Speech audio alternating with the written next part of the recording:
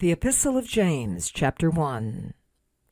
James, a servant of God and of the Lord Jesus Christ, to the 12 tribes scattered among the nations, greetings. Consider it pure joy, my brothers and sisters, whenever you face trials of many kinds, because you know that the testing of your faith produces perseverance. Let perseverance finish its work, so that you may be mature and complete, not lacking anything. If any of you lacks wisdom, you should ask God, who gives generously to all without finding fault, and it will be given to you. But when you ask, you must believe and not doubt. Because the one who doubts is like a wave of the sea blown and tossed by the wind. That person should not expect to receive anything from the Lord. Such a person is double-minded and unstable in all they do. Believers in humble circumstances ought to take pride in their high position, but the rich should take pride in their humiliation, since they will pass away like a wildflower. For the sun rises with scorching heat and withers the plant, its blossom falls, and its beauty is destroyed.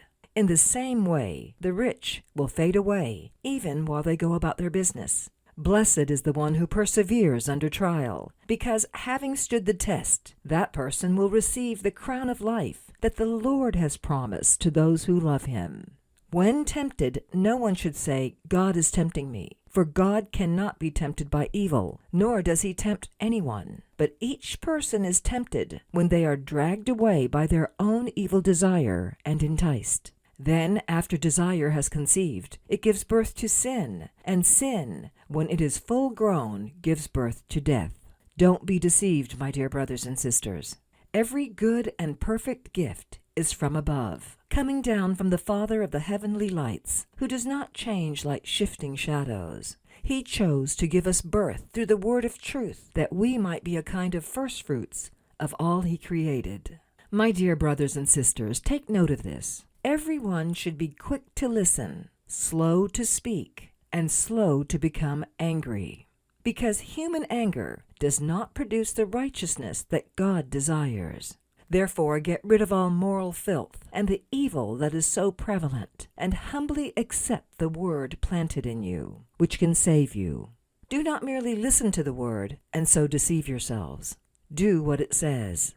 Anyone who listens to the word, but does not do what it says, is like someone who looks at his face in a mirror, and after looking at himself, goes away and immediately forgets what he looks like. But whoever looks intently into the perfect law that gives freedom, and continues in it, not forgetting what they have heard, but doing it, they will be blessed in what they do.